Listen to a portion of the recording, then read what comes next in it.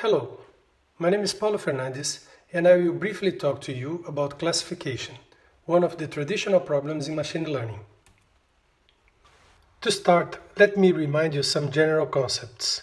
First, classification is one of the 5 classical problems together with regression, clustering, dimensionality reduction, and learning representation.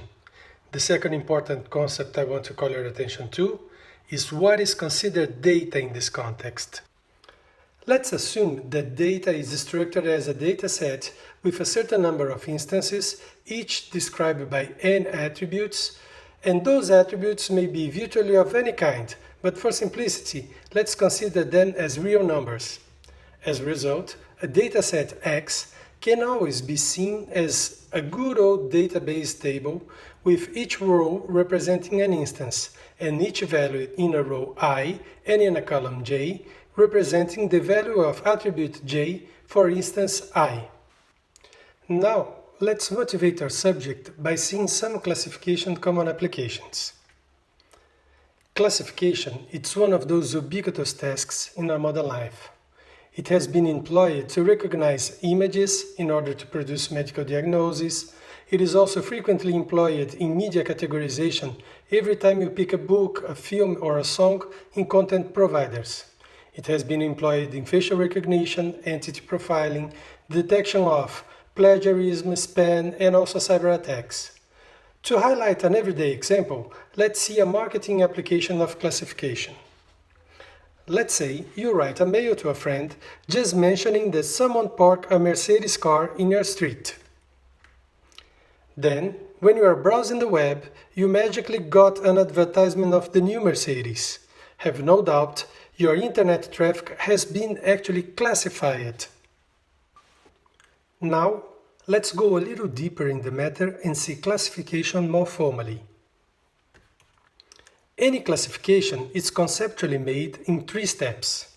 First, a classified dataset is gathered. It is called the training set.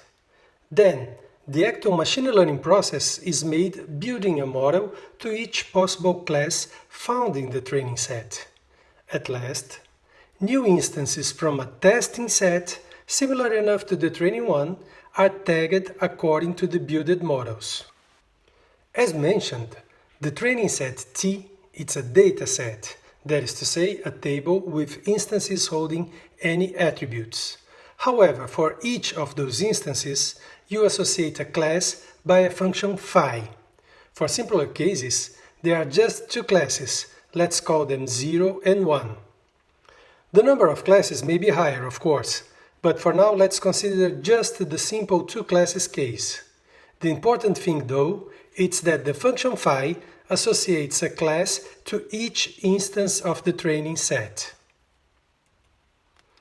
The things got really interesting when the models for each class are built, that is to say, when the new function theta is engineered to be as equivalent as possible to the function phi for the training set. Note that function phi is just an association, meaning nothing to be actually computed. Function theta instead, it's usually implemented by a decision tree, a neural network, or other complex algorithmic artifact. The testing step is merely the application of the classifier to the testing set. In other words, the function theta applied to each instance X of the testing set, estimating, according to a threshold V, the class of X. Now, let's take a quick look on some classification algorithms. These algorithms are different forms to build the classifier, that is to say, the computational artifact to execute function theta. The literature is abundant in classification algorithms, and although some gain notoriety, it's a proven fact that there is no approach that is universally superior to others. This fact was actually formally proven by David Wolper in 1996 with the no free lunch theorem for machine learning. In fact, it's only because of the specifics of each application and also the specifics of the training and testing sets that some algorithms may become more appropriate than others. I hope you have enjoyed this brief introduction to classification, and I thank you for your attention.